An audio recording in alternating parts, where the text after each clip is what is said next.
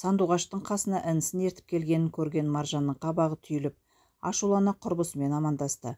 Түріне қарасаң, мынаны неге ертіп келдің деп айта алмай тұрғанын бірден аңғаруға болады. Санду, ініңді неге ертіп жүрсің? Оның сабақ оқуына көмектесуім керек.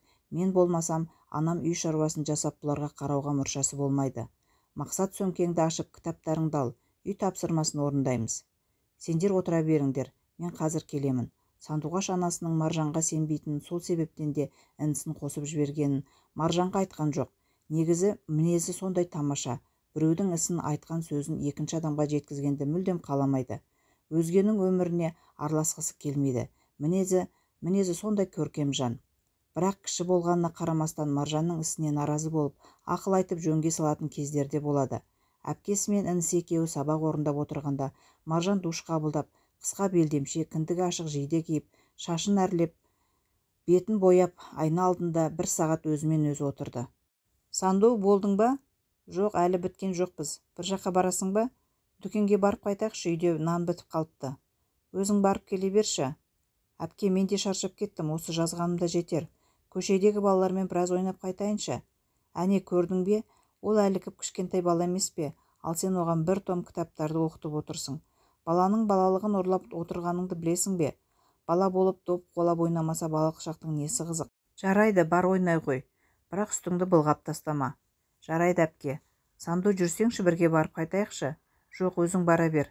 Кеш батқанда қыз баланың көшеде селтеңдеп жүргені жөн емес. Ту, сенде бір дәу кемпірлер құсап сөйлегенді қойшы осы. Жүрші енді. Түріңе қарасам, дүкенге емес, кездесуге баратын секілдісің ғой. Қойшы, барсаң бар, бармасаң үндемей отыра берші. Бармаймын, өзің кете бер. Жарайды, өзің білесің.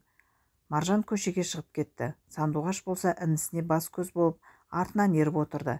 Күн қызара ұясына батар шақта інісін көшеден ертіп келіп, жуындырып ұйқысы келіп, бірақ қарны ашқанын, ұйықтай алмай ыңырсып жылап отырған бала бұл үйден бірер ештеңе таппаған соң нанға кеткен 1 сағаттан асқан құрбысына ашулана бастады.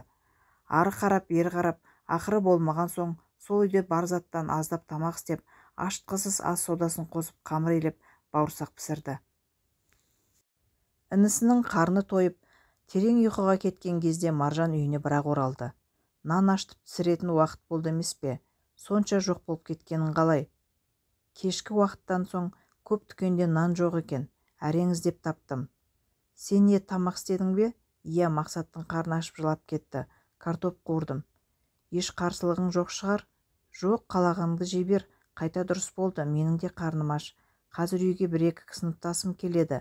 Ертең концерт береміз, содан биге дайындалуымыз керек. Келсе келе берсін, оны неге маған айтып тұрсың? Bir сыныптас жігіт бар, өте әдемі, мектептегі жігіттердің алды, барлық қыз соның артынан еріп жүреді. Маржан, тағы бастадың ба? Жігіт, анау-мынау маған қызық емес, қаламаймын, ондайды маған айтпашы. Осылай жүре бересің бе? Естуімше сенің де соңынан түскен жігіт көп көрінеді. Егер жаныңда сені қорғайтын, арқа сүйер жігітің болса, өзгелер саған көз салмайтын болады. Жігітің болмаса, мына заманда жалғыз жүру өте қорқынышты. Әкесі өте бай. Маған ақша, байлық мүлдем қызық емес. Оның бәрі уақытша дүние. Жаным, мен сені өз сіңілімдей көретінді жақсы білесің. Сенің болашағың үшін қатты алаңдаймын. Сен өте аңғал, сөзге сенгіш, ақ көңіл жансың. Сені алдап біреу-міреу торына түсіріп абыройыңда ойрандай ма деп қорқамын. Ал мен адам ажырата аламын. Әсеттің де өте адал.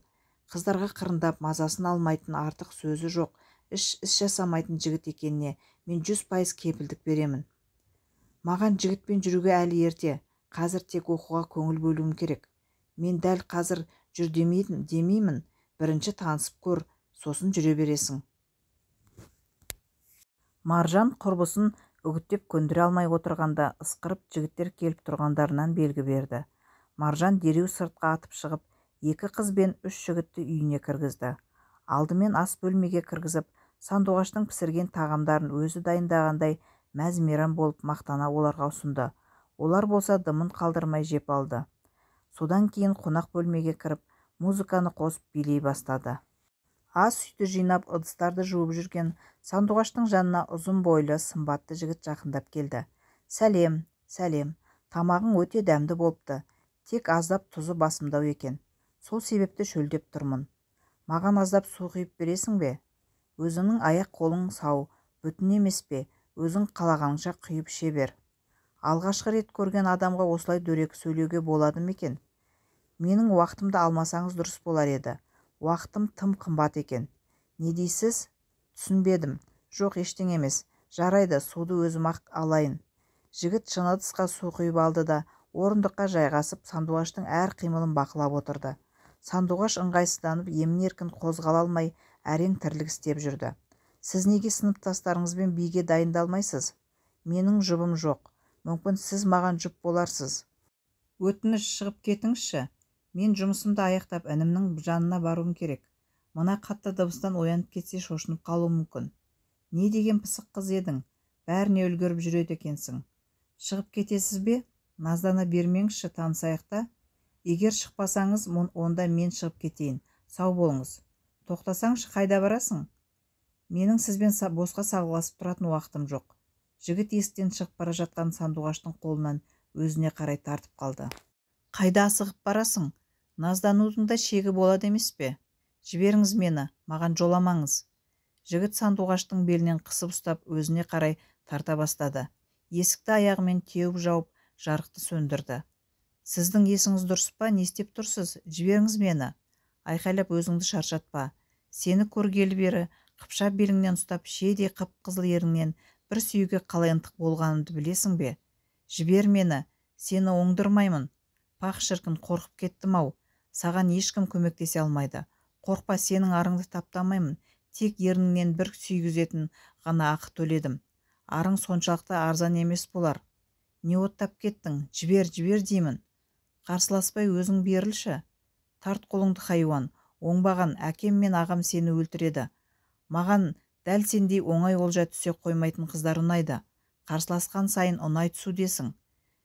Жігіт сандуғашты қабырғаға тақап, ернін сүйіп, мойнынан искелей бастады.